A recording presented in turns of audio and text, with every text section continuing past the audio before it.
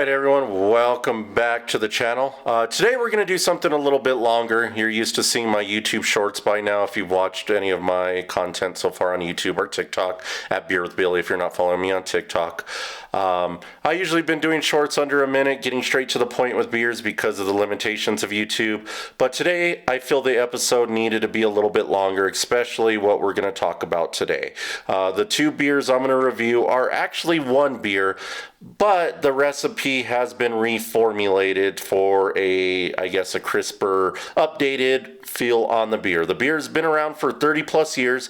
They reformulated in January. I know that's the beginning of the year and it's now March as I'm filming this, so a little late to the party, but you know, better late than never or something like that. So hopefully you'll enjoy it. I decided to kind of film the first part by my kitchen, nice natural lighting. Thought it looked really cool. Last video I kind of did some fun stuff there, or I thought it was fun. I don't think a lot of people liked it, but that's okay because I enjoyed doing it, and hey, you just live and let learn or something like that. I don't know the motto. But either way, let's take a walk to my studio so we can get started on this review for today. Oh man, look at that golden hour outside. That is just beautiful. Just incredible. Okay. Man, that golden hour was really good, by the way. I'm kneeling down right now, just admiring the views, so I had to share that real quick. But yeah, like I said, today's episode, I'm really excited because we're going to try one beer, well, two formulations of that one beer. And the reason we're doing that is because they changed the new recipe. Looking at it, what does it say? After 32 years that they decided to make this brand change. It includes everything, the packaging, the branding, the design, the recipe itself. They went on a complete overhaul on this. And the beer I'm talking about today is New Belgium's Fattire. It's been around for I don't even know how long. If you've had it, I know you've heard of it. If you're a beer drinker, you've probably tried it at least once. And maybe you've already tried the new formulation. So don't spoil it for me, but we're going to try it today and see what the differences are. I remember going to New Belgium in Fort Collins in like 2014-15. I might be off on the years there. Man, it felt like a college campus of beers. I was always excited to go there.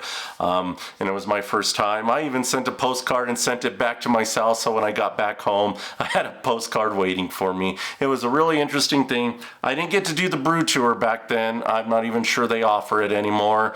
I'm assuming they still do, and I've assumed since, dang, it's already been 10 years or close to it that I've last been there, so I'm pretty sure they've changed since then, and a lot have changed, obviously. Their packaging has. So let's get to it. Let's go to the studio and let's get started and explain more in depth what we're looking at here. We're back in the studio, so we got no more natural light, so we're gonna have to do some dark, moody ambience. Hopefully you like it, but I do, so that's all that matters. Kidding. But on a serious note, like I was saying, we're here today. We're gonna review the Fattire new formulation, and like I was saying in the previous thing, apparently New Belgium, if you don't know by now, they got started in like June of 1988. The whole idea of becoming a brewery is because apparently the two co-founders back in the day took a bike ride through Belgium and probably drank a lot of beers and enjoyed it and realized they wanted to bring it back to their hometown, which was Fort Collins back in the day. And according to their company history here I'm looking at, the co-founders Kim Jordan and Jeff Labesh, hopefully I'm saying that right, they decided to bring Belgium brewing back traditions to their hometown. They got started in March of 1991 in their home, which is normally how most brewers start. They start as a home brewer. I know that because I'm a home brewer myself, and you always have that dream, should I start a brewery? Should I start a brewery? But you know, few do, and many do too at the same time. So let's see, I'm kind of looking at it. Basically, like I said, we'll just leave it at that, so we don't run this video too long. They did. They got started, and nowadays you know, as history has shown, as I'm looking, because of this whole thing, they rebranded Fattire, like we said at the beginning. They rebranded it from the design, the recipe, the packaging, yeah, the labeling, the whole thing. And the reason why, I guess one of the reasons why they did it is because they wanted to appeal to the younger generation of beer drinkers that are coming into the market and wanting to try beer. The translation I took that as is stop drinking hard seltzer. Again, that's just my speculation of one of the many reasons, because of course we all know seltzers, and now there's like health seltzer lemonades and vodka seltzers I've known have been popular. But the ironic thing, if you look at data, most millennials are the ones who are drinking hard seltzers now, according to I think it was like a Penn State link that I saw the other day. And again, I'm going to link all these articles that I see down below. And of course, I'll link, you can look at New Belgium's website to see all the information that I kind of briefly mentioned here. Looking at, and the other part that New Belgium, I think, wanted to rebrand the Fattires because they've become, they've been driving green initiatives, according to this article, and it says, in fact, in 2020, Fattire earned the distinction of becoming the first nationally distributed beer to be officially certified carbon neutral. So they're pretty eco-friendly now, and I think this new Fattire recipe is also a symbol of their green initiatives that they had. And again, like they said, to get people to quit drinking hard seltzers. Again, that's only my opinion. I don't have any factual data that supports that's what they're actually thinking. Hopefully, I think they secretly probably are hoping to avoid like the new Coke fiasco recipe back in the early 90s. Who knows? Either way, we're going to give these a try today. So I have the old version, I have the new version. We're going to kind of compare and contrast the colors, and we're going to check and see what's different, what part of the recipes are different, what feels different in my opinion. Looking at some reviews online, I saw mixed reviews. Some people are like, I've been drinking it since the 80s and I don't like that you've changed it. Change it back or make two different ones. It's not happening right now. But what we are going to do is we're going to try it, and we're going to try it here on Beer with Billy, and I'll give you my honest review. Full disclosure, I have had Fattire, obviously, the original. I haven't tried the new one yet. I've been saving it for this video. So I will tell you that I've had the original new Fattire. I like the original Fattire so far. So I'm excited. Either way, we're going to give it a shot. I just got to go grab the beer now. All right, I finally got the beer out of my fridge here. So basically what I ended up to find, so it's a little bit different here. So I found a 6-pack of the old stuff, which is right here. We all know it. Again, the little bicycle on there, Fattire, blue and red labeling. Even looking, it says carbon neutral certified. So even during the old version, they did it, but they were working on what they had. Again, I was looking at articles. Way to differentiate was that's the old version. Get in focus there. Get in focus. Come on now. Trying to get in focus here. Let me adjust the light here. Maybe that will help. There it goes. It took a minute. But that's the old version. I could find it only in bottles at the time. And then the new version. I found the 12-pack cans. Obviously, probably more energy and recyclable. New logo, as you can see there. So you got the new bike there with the mountain and a sun. It looks like it says high quality, low impact Fattire. Carbon neutral, they were making it more apparent. Looking on the side here, right here, since 1999 we've been working to reduce our environmental impact while investing a portion of every Fattire you buy in community-based climate action. Carbon neutral center. certified. So obviously we already know that they obviously that's their whole shtick there. So that's really awesome though. I mean, to have a place that's, you know, not wasting our precious resources that much. Well, maybe water, some might debate, but nah, you make it into beer, that's a win by me. Okay, so I just ripped open that.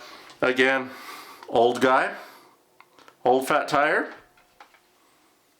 new fat tire. So we're gonna pour these into glasses. I think what we'll do, my Bend Oregon cup that I've featured a few times will be that guy.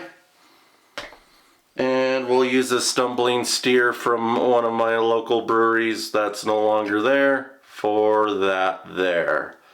Okay, there you go, in focus, thank you, a year later. Alright, but we're gonna do a head-to-head battle, as you already know, so we'll cheers these. Boof! Alrighty then, let's get going on this. I'm actually excited. So, I'm opening up the New Belgium here. Old guy, old recipe. Into the Bend, like I said. Alrighty then. It does smell good, nice crisp amber lager, what I remember. And if you know me on shorts, I'm now in a conundrum. What do I do with the bottles? Because I'm sure as heck not throwing them. I guess we'll just yoink, drop it down. Alright, obviously nice amber ale color there. We can put that down. Alright, new guy into the Stumbling Steer. Let's go. Ooh, this one foamed over. Crap. Sorry about that, guys. That one was a bad pour, but that's okay. We're going to leave it because, well, for the tube.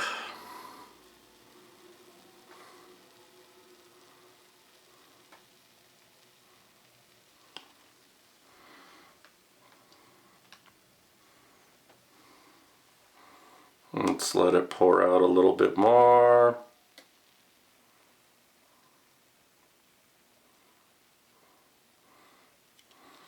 Alright, that's the new guy. Because you know me, don't need that bad boy anymore. Alright, I'm going to get a flashlight here, guys, because I think we're going to have to light them up. So looking at this guy, I think I'll do some B-roll. Looking at it, the old one.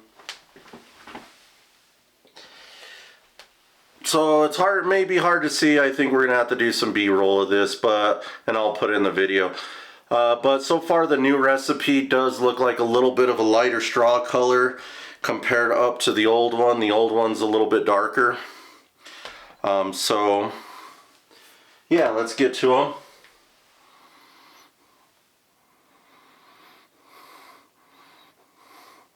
Do a smell test. What I'm smelling. This one is a little bit stronger. The old recipe is a little bit stronger in the aroma department. There's not much to it. You can still smell like malty, a little bit of the hops. Not so much for me on the new recipe. Can barely smell anything. I can barely, like I said, the old recipe has a little bit more. Let's do the old recipe.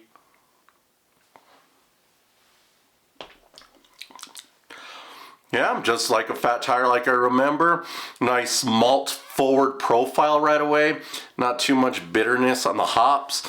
As I'm speaking, I can taste a little bit of the hops as I remember. To me, it's just a fat tire. It's a nice, simple amber ale. I've always liked fat tire because it's so simple. So, yeah, I mean, fat tire. Still definitely fat tire to me right there. And then as I'm talking a little bit more, I'm definitely more of a malty profile. Okay, so now let's try the new stuff. Trying to get it out. Still can't spell anything on that. And again, Stumbling Steer.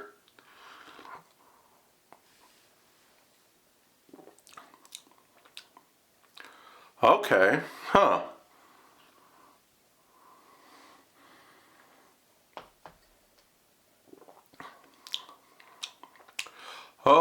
go. Yeah. So on the new one, what I'm getting, I still get a very malt forward profile on it. It does definitely taste lighter. It does taste a little bit crisper, as they call it. And when I say crisper, crispier, when I hear that, I'm trying to get back in focus here. There we are. When I hear that word crispier, I think lighter. I think like a lager, and that's kind of what I got from this. I think they kind of, in my opinion, kind of try to make it a lager, but not calling it a lager. It's very on the cusp of a very light amber ale. It is definitely lighter. Honestly, the funny thing is, I know they didn't do this on purpose. I think they were trying to avoid like it being as hoppy, but I feel like this is a little bit more hoppier.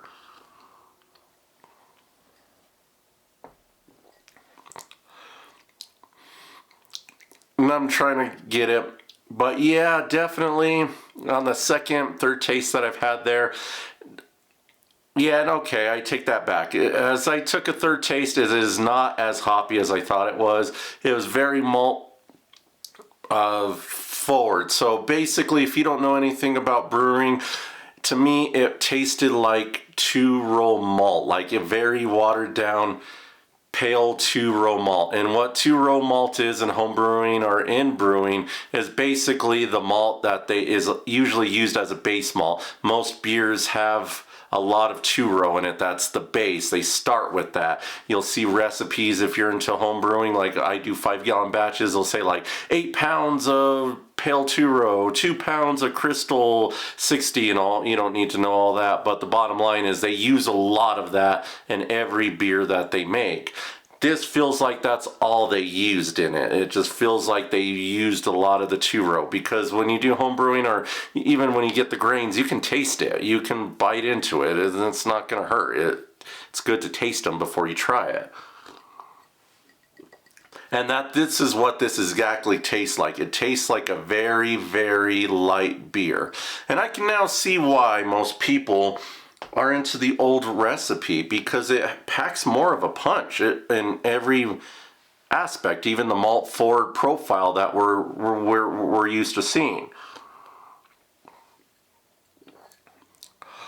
Oh yeah, I mean, this is a lot, I guess, taste a lot harder and a lot bolder than the new flavor. So my verdict is, I still kind of like the old recipe.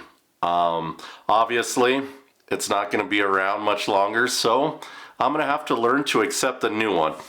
If I'm going to give this a review, if I was to give this out of 5 stars or 5 bottle caps, I don't know, let's call it that, I would give this, it's a 4. It's an iconic brand now. I don't know what I've rated it in the past, but I'll rate it a 4 now at my current juncture in time, how I feel about it. This guy, I'll give it a 3. Maybe in time it'll grow on me. But yeah, I'm kind of an old school person. I kind of like the older version better. Hopefully this won't mess up their flagships or any of their business. I really doubt it. Hopefully the young drinkers will like it, and this may be a good introduction for it. But if you like something really light, nothing too crazy, the new Fattire is definitely one to check out. So, let me know what you think down below. If you want me to review anything else or do some more shorts, let me know.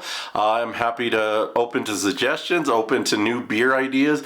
Anything you would like, let me know again what you think. But for right now, I guess I'm going to have to hoard my little 6-pack of old school Fattire and get used to the new Fattire, because I have a 12-pack that I got to get rid of. But right now, I'm going to go enjoy the rest of them. You guys have a wonderful night. I will see you on the next one. But for right now, beer with Billy, and cheers.